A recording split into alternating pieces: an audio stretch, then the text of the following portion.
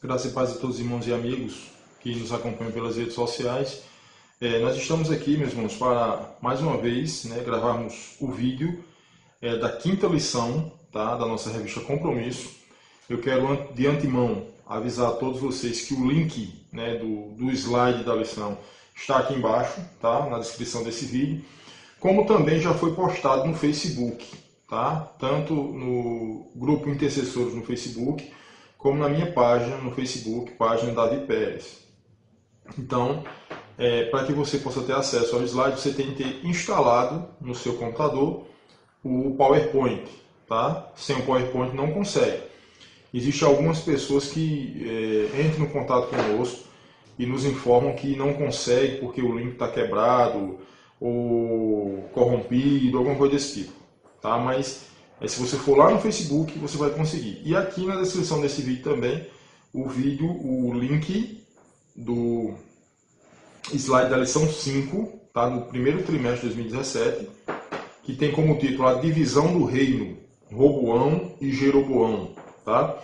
O texto áureo dessa lição é 2 Crônicas, capítulo 12, o verso 12, que diz assim: E eis que Deus está convosco, à nossa frente, como também os seus sacerdotes, tocando com as trombetas para dar alarme contra vós. Ó filhos de Israel, não pelejeis contra o Senhor Deus de vossos pais, porque não prosperareis. Então isso, o autor do livro de Crônicas, ele está informando o seguinte, que, em outras palavras, tá, não adianta lutar contra Deus. No decorrer de toda a lição, nós vamos ver esta informativa. Tá? Não adianta lutar contra Deus. Tá? E o primeiro ponto da lição, que é a nossa introdução, como nós sabemos, tá? Nos fala o seguinte: morto Salomão, seu filho Roboão, lembrem-se, Roboão era filho de Salomão, tá? No caso, neto do rei Davi, assumiu o trono, está lá em 2 Crônicas 9:31. A estupidez de Roboão, ou Reoboão, tá, é intrigante. Como é que um homem tão sábio como Salomão gera um filho tão estúpido como Roboão? Eu já parei nesse primeiro ponto aqui. Quem estiver acompanhando o link da lição aí, tá, o slide da lição, vai ver que eu grifei isso aí, né, contornei aí de vermelho, quando diz assim: como é que um homem sábio como Salomão gera um filho tão estúpido como Roboão? Então, ao lado tem uma setazinha que eu coloquei aquela frase que nós sabemos de cor salteado: filho de peixe não é peixinho. Tem um ditado que diz que filho de peixe, peixe é. Tá? Mas existe um ditado popular que diz filho de peixe não é peixinho. Primeiramente, nós temos de entender o seguinte, que Salomão, primeira coisa que Salomão fez foi pedir a Deus sabedoria para guiar o grande povo. Primeira coisa, tá? Coisa que Roboão não fez. E uma coisa que eu gostaria que todos vocês que estão ouvindo esse vídeo nessa hora e possam analisar o seguinte, que quantas e quantas pessoas que nós conhecemos, que eu conheço, que são pessoas íntegras, que são pessoas fiéis, que são pessoas tementes a Deus, que são pessoas que querem andar de acordo com a palavra de Deus, e os filhos, muitas vezes, eles não têm tanto prestígio. Andam totalmente na contramão do caminho que os pais trilham. E isso acontece em muitos lugares e com muitas pessoas. Tem um texto na Bíblia muito interessante que diz assim, que os pais, os filhos comiam as uvas verdes e os dentes dos filhos embotavam. No caso, doíam, né? Ficavam sensíveis. Aí Deus completa dizendo o seguinte: minha é a alma do pai, minha é a alma do filho. A alma que pecar, essa morrerá. Então, não tem, para a salvação em Cristo Jesus, não tem quebra-galho. O meu pai não vai quebrar o meu galho no dia do juízo final, nem a minha esposa, nem a minha mãe, ninguém. A Bíblia diz que é individual. Temos de andar coerentemente diante de Deus, para que possamos ter uma vida agradável aos olhos de Deus. como foi Davi, o avô de Roboão. Quando Deus, o próprio Deus, diz: eis que achei um homem segundo o meu coração. Nem o próprio Salomão teve esse título de homem segundo o coração de Deus. Mas Davi, o seu pai, assim teve. Então, a lição ela nos faz lembrar que pessoas boas e íntegras, muitas vezes os filhos não vão trilhar os mesmos caminhos. Que isso fique bem claro, tá? Ele tinha 41 anos de idade ao assumir o trono. Está lá em 2 Crônicas 12, 13. Mas parece que a maturidade tinha alergia dele. A maturidade, a noção de uma vida madura, fugia de diante de Roboão. Tá? Tem uma alergia dele. Uma explicação é que no início de seu reinado, Salomão pediu a Deus sabedoria. Roboão, nada.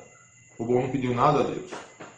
Então eis aí também a grande diferença de um homem que teme a Deus, de um homem que quer andar nos caminhos de Deus e do homem que não quer compromisso com Deus. Salomão, a primeira coisa que fez, ele disse: Deus, eu não quero pedir ao Senhor nada além disso, me dê sabedoria para que eu possa guiar esse povo. E a Bíblia diz que antes dele e depois dele não houve homem mais sábio.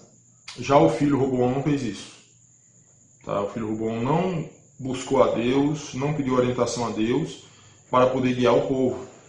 Mas Salomão assim o fez. Então já começa uma grande divisão, uma grande diferença nesse aspecto. Um dado inegável da vida social é que quando a paciência do povo chega ao fim, explode. Está grifado de vermelho aí, explode.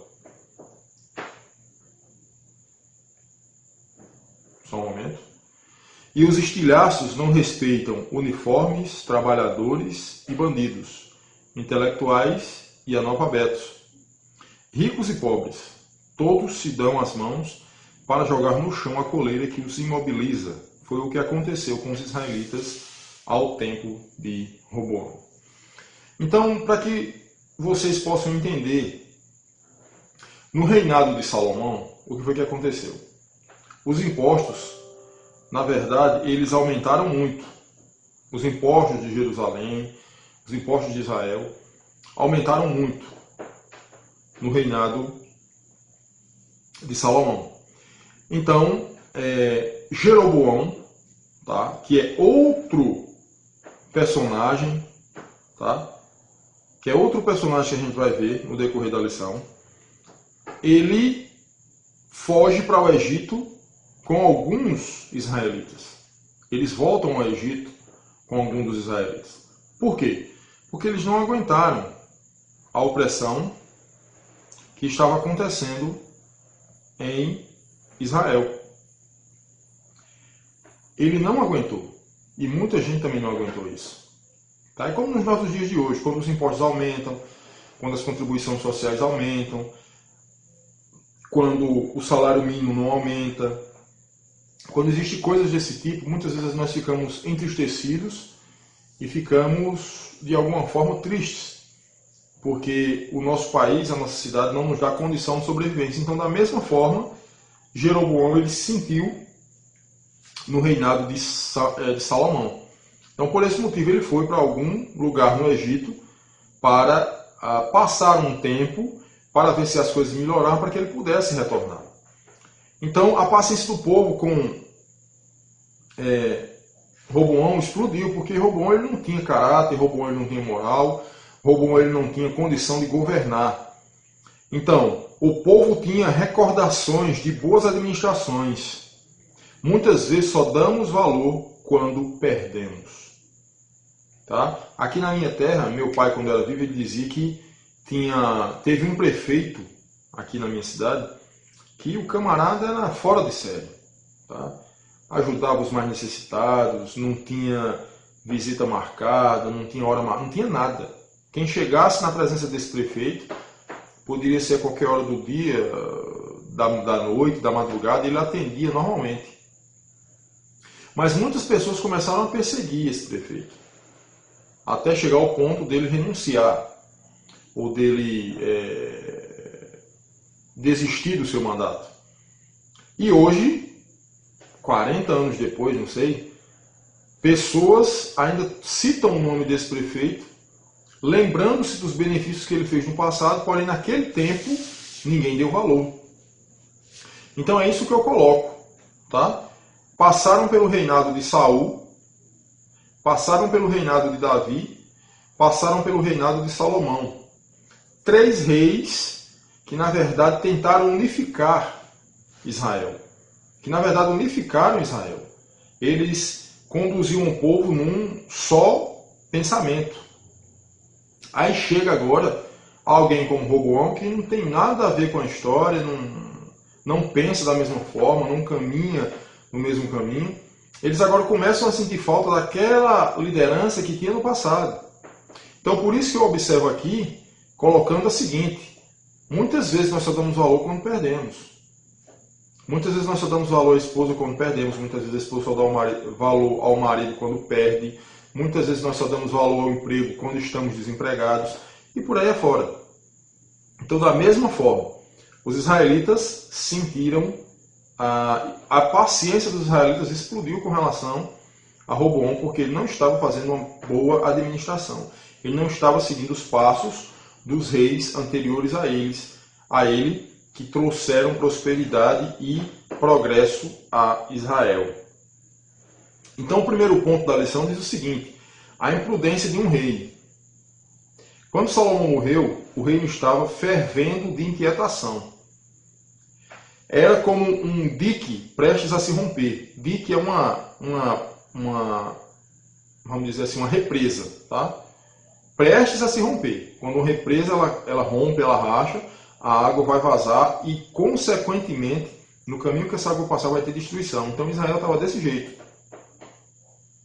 O tormento principal dos israelitas nesse tempo eram os impostos elevados. Estavam muito altos os impostos.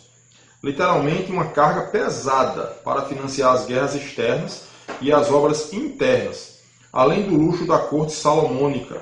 Tá? Era algo de primeiro mundo. Mas para que aquilo ali existisse, era necessário ter impostos, ter dinheiro para bancar tudo aquilo. Tá? O governo apelou, como apela sempre, para a fonte que julga menos problemática, aumentar os impostos. A reação anti-tributos é universal. Quem gosta de pagar impostos? Eu não gosto de pagar imposto. E acredito que muitas das pessoas que estão me ouvindo nessa hora também não gostam de pagar impostos. Pagamos porque somos obrigados a pagar, e a própria palavra de Deus diz que dá a César o que é de César e dá a Deus o que é de Deus. Mas dizer que nós sentimos prazer em pagar impostos mediante a corrupção que está aí no meio do mundo, mediante as coisas que estão acontecendo.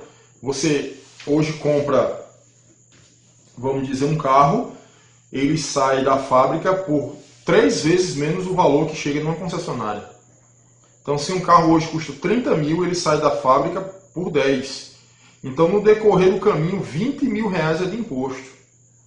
Então, meus irmãos, é algo fora de série, é algo que a gente não gosta.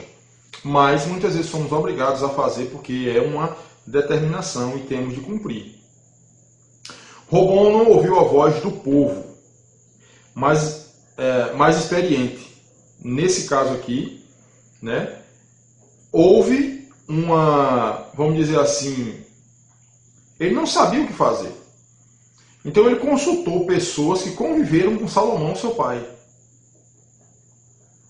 E ao consultar essas pessoas de idade, os anciãos, eles disseram: rapaz, esse povo foi para o Egito, sirva esse povo. Porque se esse povo, você servir, esse povo vai servir você pro resto da vida. Só que ele, em vez de tomar esse conselho dos idosos, dos anciãos, ele foi procurar a turma jovem, do tempo dele, aquela turma que andava junto, que brincava junto. E o que foi que a turma falou? A turma disse: rapaz, seguinte, não abra não. Se seu pai, ele era entre aspas, um coroa que botou moral aí na coisa toda aí, você é um camarada de tampa ainda novo, faça o seguinte: seja pior do que seu pai. Tá?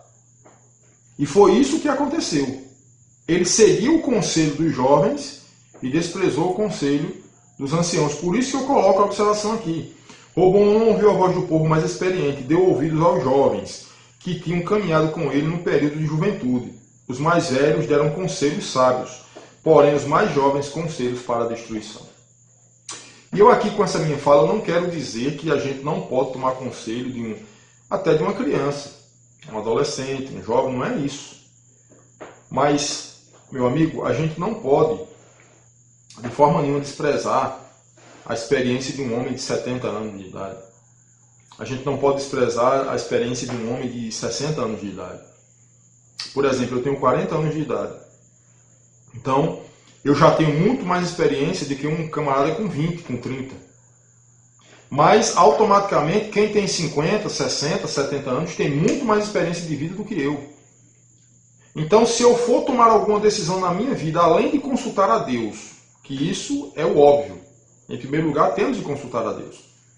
Então, se eu for consultar a Deus em primeiro lugar, e mesmo assim eu sentir o desejo de ter uma orientação de um homem aqui na Terra, vocês acham que eu vou procurar um camarada com 15 anos de idade ou vou procurar um camarada com 70 anos de idade, com 60 anos de idade? Claro que eu vou procurar alguém que tem mais experiência de vida do que eu, porque já trilhou por aquele caminho. Não que um jovem não possa lhe dar um conselho, não é isso. Mas a vida, a experiência de vida, a longevidade que o camarada tem. Muitas vezes ele passou por esse mesmo problema que você está passando e conseguiu sair e tem experiência, tem bagagem para passar a orientação para você. Então, nesse caso, Roboão ele se equivocou.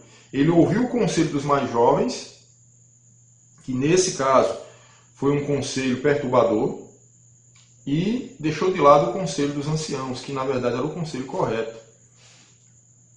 Empobrecido, o povo de Israel elegeu uma comissão para falar com Roboão. Olha só, pedindo reeducação de impostos. O cinto estaria apertado demais. Roboão quis um tempo para pensar. Foram falar com ele, ele quis um tempo para pensar. 3 dias. Talvez se tivesse mesmo pensado,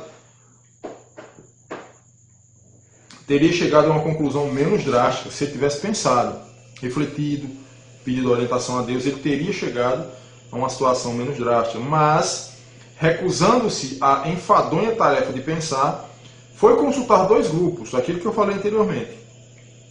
Os anciãos, que conviveram com o pai Salomão, e os moços, com os quais foram criados.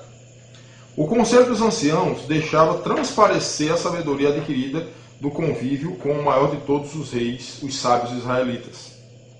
Se hoje se tornares servo deste povo, eles serão para sempre teus servos. Está lá em 1 Reis 12, 7. Mas Roboão prefere o conselho dos garotões, que com ele cresceram em farras e festas. Sua burrice se reflete em suas palavras. Se seu pai os carregou de um jugo pesado, eu ainda aumentarei o vosso jugo. Meu pai vos castigou com açoites. Eu, porém, vos castigarei com escorpiões. Está lá em 1 Reis 12, 11. Roboão quer dizer, olha o que é que o nome Roboão quer dizer. Libertador do povo. E, no entanto, a última coisa que ele faria pelo povo seria dar-lhe alívio de seus altos impostos. Que triste contraste. O nome do camarada significa libertador do povo. E, ao mesmo tempo, ele não libertou o povo dessa prisão, desse peso desses impostos.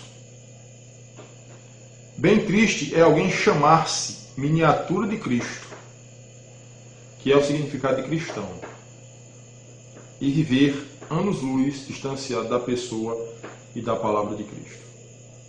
O autor ele faz um comparativo. O nome Roboão significa libertador do povo. É esse o significado do nome Roboão. E ao mesmo tempo ele não libertou o povo do cativeiro referente aos impostos. Pelo contrário, ele quis aumentar, ele quis dobrar a carga.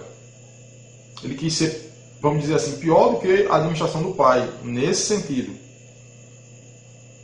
Aí o autor faz um comparativo em dizer, dificilmente é a pessoa que é chamada de cristão, e a palavra cristão denomina-se miniatura de Cristo, um Cristo pequeno, um Cristo que morre, um Cristo que não é eterno, um Cristo que adoece. É isso que a palavra cristão quer dizer, um Cristo pequeno. e viver anos-luz distanciado da pessoa e da palavra de Cristo. Essa é chamada de cristão e não viver o Evangelho. Essa é chamada de cristão e não dar exemplo de uma nova criatura. Então, meus irmãos, nós vivemos isso todos os dias. Uma observação que eu coloquei aqui ao lado. Mas ele, Cristo, veio ser a causa de uma eterna salvação para todos os que lhe obedecem. Você é chamado de cristão? Você denomina-se cristão? Você denomina-se salvo na pessoa de Cristo? Preste atenção em Hebreus 5,9. Mas ele, Cristo, veio ser a causa de uma eterna salvação para todos os que lhe obedecem. Resumindo, salvação é para obediente.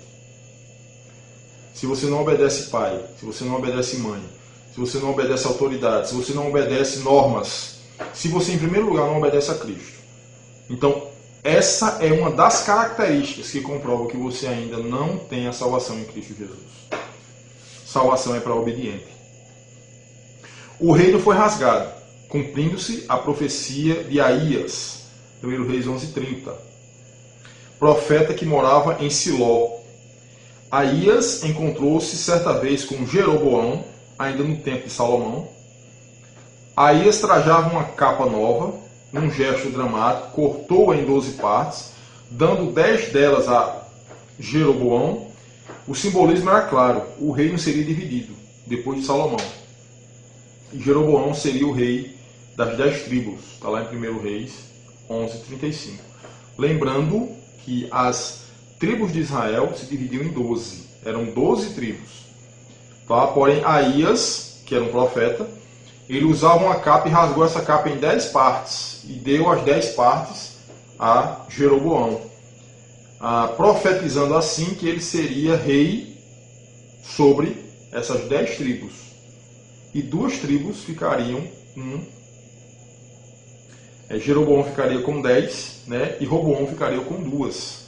Então, já demonstrando aí que o reino seria dividido. 10 tribos seguiram Jeroboão e criaram o chamado Reino de Israel, ou Reino do Norte. 2 tribos ficaram com Roboão, no sul, criando o Reino de Judá. Era o fim da Idade de Ouro da história de Israel. Aí eu coloco uma observação aqui ao lado. Quem estiver acompanhando o slide aí vai ver. Pare um pouco e pense. Reflita. E lembre-se dos tempos de ouro, quando realmente se vivia o Evangelho. Eu peço que você faça uma reflexão. Eu não sei qual a igreja que você faz parte, eu não sei qual a denominação que você faz parte, mas faça uma reflexão. Você que já tem seus 30 anos, 40 anos, 50 anos, faça uma reflexão. E lembre-se dos tempos de ouro do Evangelho, quando pessoas amavam realmente o Evangelho, quando pessoas vestiam a camisa do Evangelho, quando não existia competições dentro das igrejas, quando não existia dinheiro envolvido com títulos e com rótulos. Meus irmãos, é coisa que a gente fica pensando e dizendo, meu Deus, que tempo bom. Porém, não volta mais. Porque hoje em dia o que nós vemos são pessoas que abrem igrejas todos os dias, mas não pensando em propagar o Evangelho, e sim pensando em adquirir lucros com o Evangelho. Porque hoje em dia, a coisa mais fácil que existe é você abrir uma igreja. Primeiro, não tem carga tributária. É uma empresa sem fins lucrativos. Mas esses sem fins lucrativos, para muitos hoje, é a maior fonte de renda possível. O camarada está lá na frente, diz 4, 5 palavras, as pessoas acreditam, são movidas pela emoção e começam a trazer dinheiro para o templo. Não dinheiro para a casa de Deus, dinheiro para o fundador. Nós estamos vendo pessoas podres de ricas, como assim nós podemos dizer, e que realmente não tem nada do Evangelho. Então pense naquele tempo que você via o prazer dos pastores em servir a Deus, o prazer dos pastores em pregar a palavra de Deus, o prazer dos pastores quando iam para o meio da rua para fazer culto ao ar livre, que hoje não tem mais condição. Por que não tem condição? Não tem condição porque você não quer ir.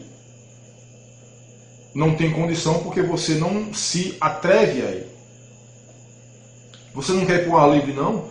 Então façam alguma coisa na internet.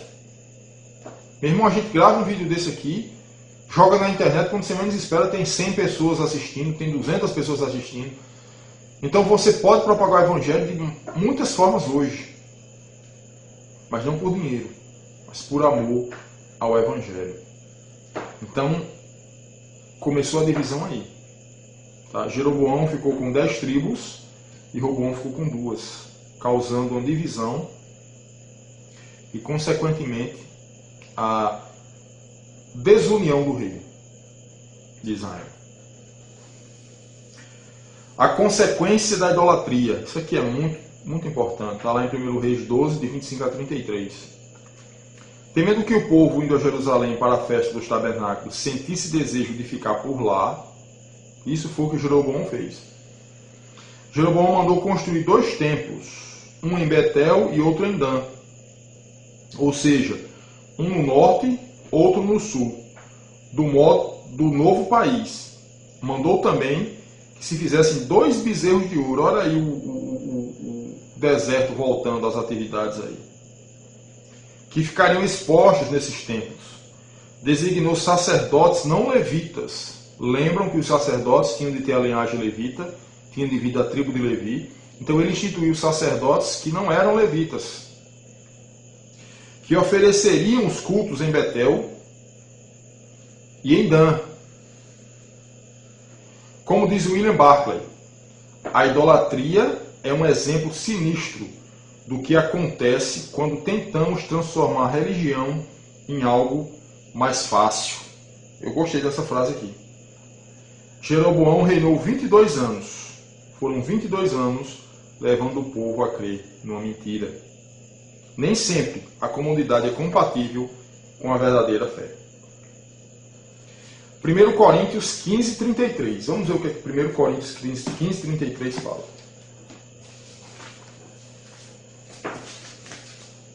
Primeiro Coríntios, capítulo 15, o verso 33.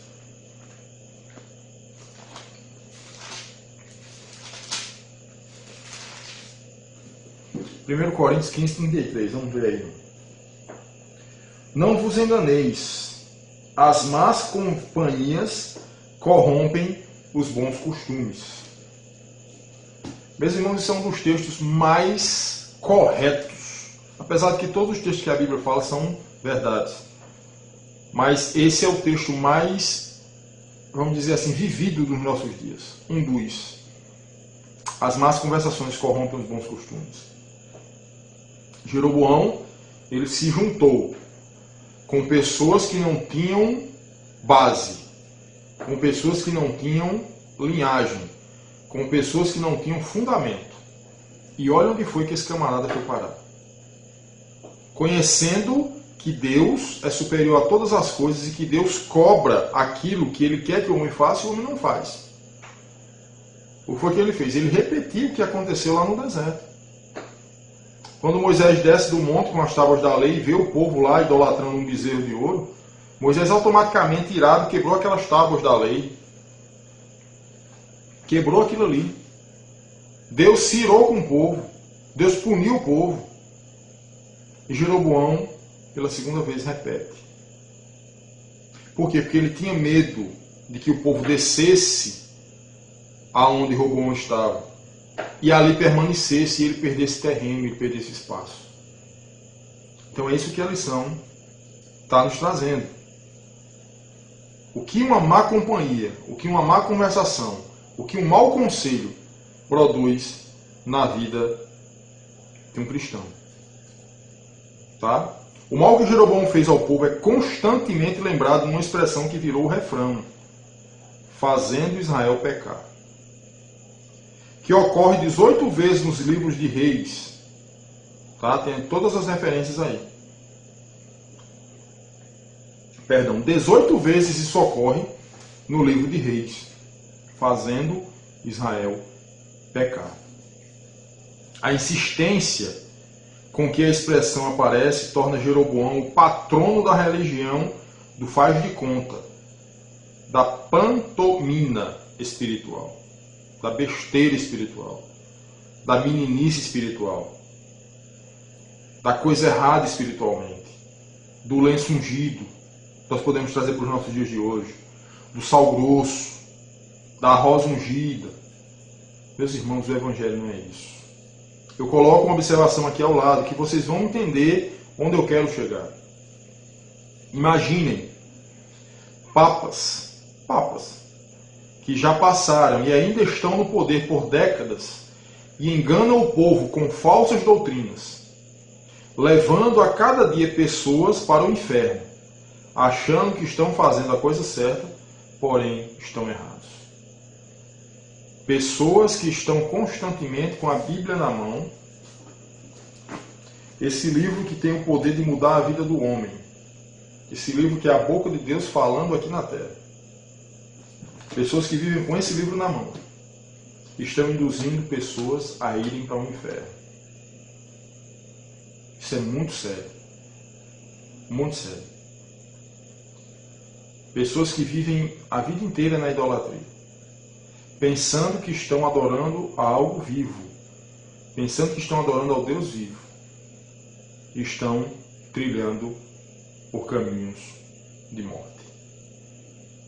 Precisamos pensar nisso, isso é muito sério. Os erros de Jeroboão, esse é outro ponto.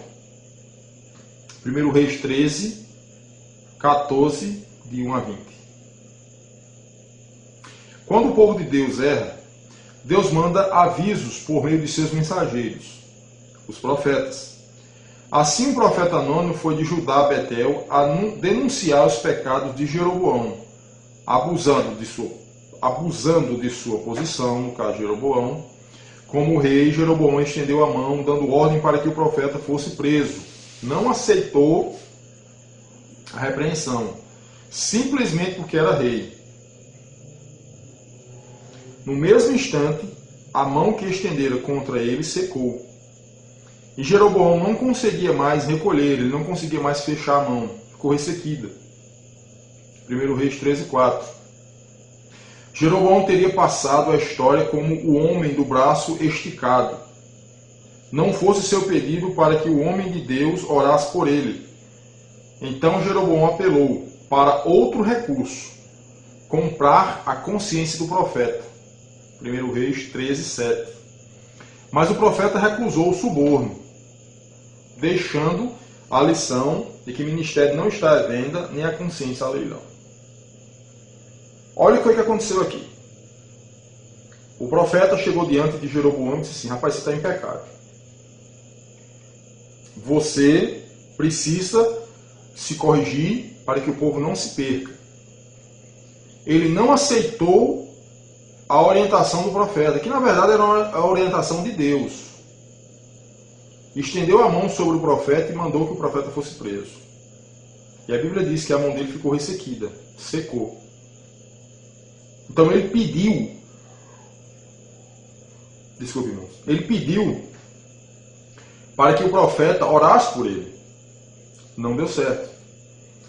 Depois ele insistiu para que o profeta recebesse um presente dele, um suborno. Mas o profeta recusou o suborno, mostrando que o ministério não está à venda, nem a consciência a leilão. Meus irmãos, nos nossos dias atuais isso existe como água. Isso existe como uma coisa mais banal que você pode ver aí no mundo. Homens que têm dinheiro, homens que têm posição social, homens que têm influência. Dificilmente um cara desse, quando se denomina cristão, ele não tem um suposto profeta como a tiracolo, que anda com ele 24 horas por dia, para estar profetizando aquilo que ele quer ouvir.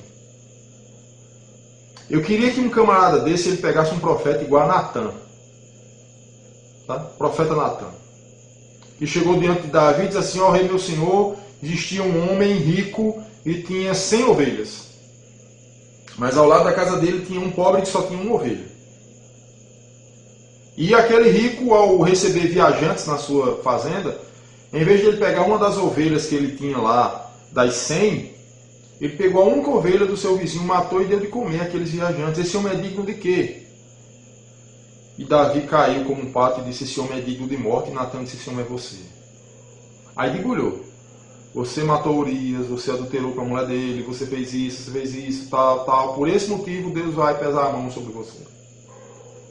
Mas olha a diferença de um verdadeiro servo. Se nós vamos olhar o Salmo 51, o Salmo de Davi. Depois dessa orientação, depois dessa repreensão de Natan, Davi olha para o céu e diz: contra ti somente pequei. Fiz o que era errado aos teus olhos. Diferentemente de Jeroboão, que estendeu a mão e disse: prende esse camarada não tem autoridade para estar falando comigo assim não. Mas só que quando Deus fala, quando Deus manda alguém falar em nome dele, ele se responsabiliza. Ele se responsabiliza. No capítulo 14, Jeroboão volta a acionar Aías, o profeta que previu sua ascensão do trono. Com o filho doente, o rei mandou a esposa se disfarçar e procurar a ajuda do profeta em Siló. Mas cego pela idade, Aías pode desmascará-la e anunciou a morte do menino. 1 Reis 14:12. O que Jeroboão fez de errado superava todo o mal praticado antes dele. O que Jeroboão fez de errado no seu reinado superou todos os reinados anteriores. Você pensa que o reinado de Saul teve problema? Teve. Mas o de Jeroboão superou. Vocês pensaram que o reinado de Davi teve problema? Teve, mas o dele superou. O de Salomão teve problema? Teve, mas o dele superou. Então a Bíblia afirma em 1 Reis 14:12 que o que Jeroboão fez de errado superava todo o mal praticado antes dele. Está lá em 1 Reis 14:9. Foi uma tragédia. Vimos os erros de Jeroboão, agora vamos ver as falhas de Roboão. Talvez por influência do paganismo de sua mãe, Naamá, a Amonita, 1 Reis 14:21, Roboão foi um mau rei, levando Judá a praticar um culto imoral. Com a inclusão de prostituição cultual, os camaradas se prostituíam em nome de Deus. Os camaradas tinham um ritual de prostituição e diziam que aquilo era divino. Só para vocês terem uma ideia do que o camarada fez. Tá? Como seu pai Salomão, Roboão teve também várias mulheres. 18 mulheres e 60 concubinas. E gerou 28 filhos e 60 filhas. Segundo Crônicas 12:21. Em poucos versículos, o narrador nos dá um quadro feio da depravação judaica nos dias do neto de Davi. Outro camarada que não fez aquilo que tinha visto seus antepassados fazerem. Possivelmente esse homem não viu, não conheceu a Davi. Mas esse homem com certeza conheceu a Salomão, que era seu pai. E consequentemente ouviu coisas de Salomão, e Salomão já tinha aprendido com Davi, que era seu pai. Possivelmente Salomão chegou diante dele e disse: meu filho, seja um homem, como Davi disse a Salomão: meu filho, seja homem, seja responsável, sirva a Deus, busque a Deus. Talvez ele tenha dito isso da mesma forma a Roboão. Mas esse homem, ele usou de depravação no seu reino. Usou de cultos e prostituição cultual, que não existe dentro da palavra de Deus isso. Então os caras, eles estavam fazendo coisas de acordo com a sua imaginação. Nós vemos também isso nos nossos dias. E temos de ter muito cuidado, porque com Deus não se brinca. Evitando a guerra. Um homem de Deus, chamado Semaias, logrou desestimular Roboão da luta contra as 10 tribos rebeladas. Sua palavra convenceu Roboão a deixá-las em paz. com o forte argumento de que a divisão estava nos planos de Deus.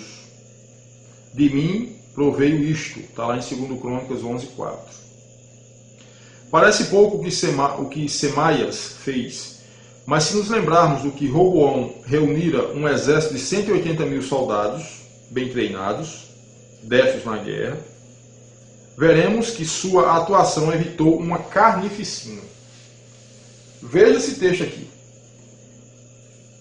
Esse camarada, Semaias, ele evitou que houvesse uma carnificina, morte em sequência. Por quê? Porque Roboão ele tinha reunido um exército de mais de 180 mil homens para combater essas 10 tribos. E, consequentemente, as 10 tribos estavam se preparando para enfrentar o exército de Roboão. Meu irmão, ia ser morte a 3/4.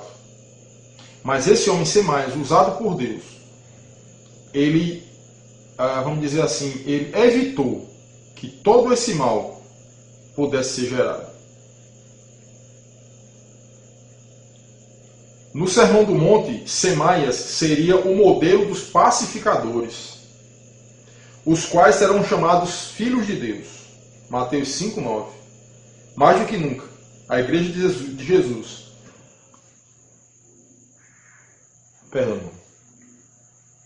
precisa de gente como Semaias, que jogue água na fogueira em vez de gasolina.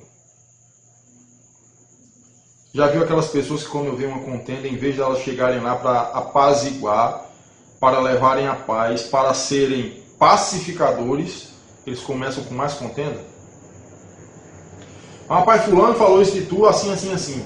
Rapaz, não sei o que, se eu fosse eu fazia assim, assim, assim.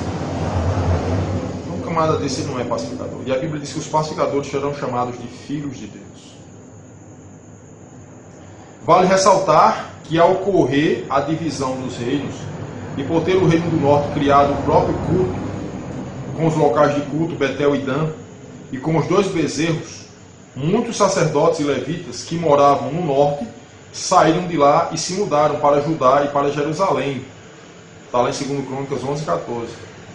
Outras pessoas também fizeram o mesmo, 2 Crônicas 11:16. Provavelmente com prejuízo financeiro, embora o culto criado por Jeroboão imitasse o verdadeiro, que era praticado em Jerusalém, os fiéis ao Senhor sabiam que não era a mesma coisa. Então, pessoas que viram o que Jeroboão fez em imitar um culto a Deus, mas as pessoas tinham raciocínio e tinham aprendido que cultuar a Deus não era aquilo, eles se mudaram, eles saíram da presença de Jeroboão e voltaram para Jerusalém. Porque sabiam que além de Jerusalém existia um culto ao verdadeiro Deus. Então, meus irmãos, da mesma forma hoje, pessoas elas estão saindo das igrejas genuinamente evangélicas, estão indo em busca de Deus nessas igrejas que não oferecem Deus, não cultuam a Deus, cultuam ao homem. Oferecem bens, prosperidades, fazendas, riquezas, saúde, pare de sofrer. Oferecem tudo, menos buscar a Deus, menos servir a Deus. E muitas vezes essas pessoas que estão lá dentro estão cegas, estão com a venda nos olhos, não conseguem ver um palmo além do nariz, estão caminhando a passos gigantes para o inferno. Então essas pessoas saíram de perto de Jeroboão e voltaram. Disseram, não, esse culto não é ao nosso Deus. Esse culto é qualquer outra coisa, menos a Deus. Então nós não vamos participar disso. Então, meu irmão, sai de perto. Quando você vê algo desse tipo, veja o que aconteceu na vida de Jeroboão. Veja o que aconteceu na vida de Roboão. E tirem as suas próprias conclusões. Deus é santo e precisa ser cultuado em santidade. Conclusão da nossa lição. Desfez-se assim a monarquia unida, tá? Desfez-se, acabou. O reino de Saul, Davi e Salomão, acabou. Durou 120 anos esses reinados. O povo de Israel deixou de ser uma nação para ser duas. Se no contexto geral das nações uma já era fraca, agora são 2 pequenos reinos ainda mais debilitados, portanto ainda mais vulneráveis aos ataques inimigos. Às vezes, o mesmo ocorre com algumas igrejas hoje. Olha o exemplo aqui. São pequenas e fracas, e sem a sabedoria divina. Dividem-se e se tornam ainda mais fracas. Divisão dentro da igreja mesmo, é só para acabar. Divisão na igreja é só para enfraquecer. Divisão na igreja é só para ela fechar a porta. Não pense que é outra coisa não, é só para isso. A ideia de dividir para reinar, desde o general chinês Sun Tzu ao pensador florentino Nicolau Maquiavel, sempre foi associada à estratégia de dividir para enfraquecer. Um dia eu vi uma afirmação muito interessante que quando dois países vão para uma guerra, eles preferem mais ferir o soldado adversário do que matá-lo. Porque a partir do momento que ele mata, é menos um. Os outros soldados que estão com saúde, que estão dispostos e não estão feridos, quando ele vê que um inimigo seu morreu, que um amigo seu morreu, que um companheiro seu morreu, ele não vai mais socorrer aquele amigo, porque está morto. Ele vai correr para cima para a batalha. Então, o que o inimigo faz é enfraquecer. Bote uma coisa na cabeça de vocês. 10 soldados não estão feridos, eles estão na batalha. Mas se um desses 10 ficar ferido, pelo menos um daqueles 10, que agora são 9, vão ser 8, porque um vai ter de sair para ajudar aquele que está ferido. Então já vai enfraquecer aquele pelotão. Então Satanás ele faz isso. Ele não quer destruir de imediato, ele quer enfraquecer. Porque quanto mais ele enfraquecer, quanto mais ele dividir, ele vai conseguir vitória. O diabo continua praticando e recomendando essa estratégia. Sempre foi assim. A palavra de Deus diz que é melhor 2 do que 1. Para Satanás é melhor só 1. Porque 1 não tem força. Se um cair, vai ficar prostrado. Não tem outro para se socorrer. Não tem outro para estender a mão. Então Satanás ele quer isso. Quanto mais Satanás vê a igreja de Cristo fraca, para ele melhor. Só que a Bíblia diz que nós temos a palavra de Deus na mão. Temos a espada do Espírito. Temos a couraça da justiça. Temos o capacete da salvação. Precisamos entender que servimos a um Deus Todo-Poderoso, que nos orienta, que nos ensina, que cuida de nós. E precisamos entender que divisão não vem de Deus. Deus não é um Deus de divisão, ele é um Deus de soma. Ele é um Deus que quer levar a maior quantidade de pessoas possíveis para o céu. E da mesma forma o diabo quer levar a maior quantidade de pessoas possíveis para o inferno. E o homem tem um poder na mão de escolher onde ele quer passar a eternidade. Nos foi dado o livre-arbítrio. Nós temos o poder de escolha. Temos o poder de ir e vir. Agora reconhecendo que somos responsáveis por essas escolhas. E a maior escolha da nossa vida é a salvação em Cristo Jesus. O salvo, a Bíblia diz, vai morar no céu. Porém, a Bíblia diz que aquele que não foi encontrado no livro da vida, a Bíblia diz que já está condenado. Deus nos abençoe. Que nós possamos ter uma vida que hoje glorifique o nome de Deus. Estude a lição, leia o slide, pesquise na Bíblia, compartilhe esse vídeo. Que Deus nos abençoe. Que nós possamos ter uma vida que hoje glorifique o nome de Deus. Que Deus nos abençoe.